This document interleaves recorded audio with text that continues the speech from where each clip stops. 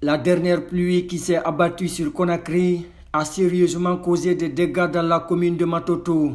Dans la nuit du mercredi 17 au jeudi 18 mai, de nombreuses familles de Sangoya Marseille, secteur Yekemato, ont été envahies par l'eau et les ordures à l'occasion des premières pluies. De la cour à la chambre à coucher, cette dernière pluie a laissé Kadiatou Souma, mère de 3 enfants, dans une désolation totale. Elle explique comment elle s'est sauvée d'une électrocution quand l'inondation est survenue dans sa maison dans les environs de 3 heures du matin alors qu'elle était en plein sommeil. À 3 heures du matin, c'est les pleurs de mon bébé de 4 mois qui m'ont réveillé.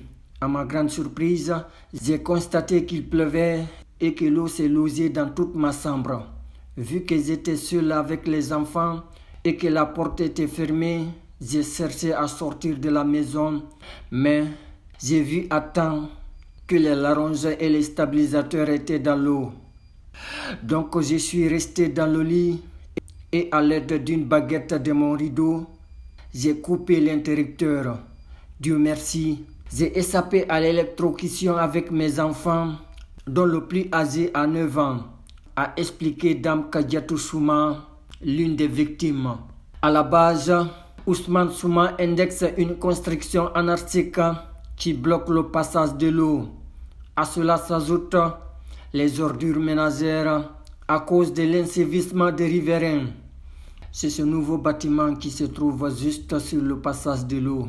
Les riverains jettent les ordures n'importe comment et dès qu'il pleut, les ordures, les eaux d'évacuation, tout se loge dans nos maisons, souligne cette autre victime.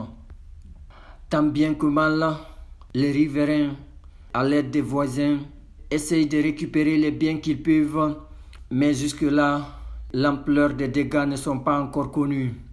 On essaie de voir comment on va repousser l'eau et récupérer quelques objets parce que tous les meubles et les appareils sont d'abord dans l'eau, ajoute M. Souma. Sur place, quelques agents de l'habitat sont présents sur les lieux sous la direction du maire de la commune de Matoto afin de trouver solution à ce mal commun qu'est l'inondation en ce début de saison pluvieuse en attendant les grandes pluies. Pour le moment, aucune disposition n'a encore été annoncée par le maire de la commune de Matoto, Mamadou Batos Kamara, avant que le pire ne survienne les jours à venir.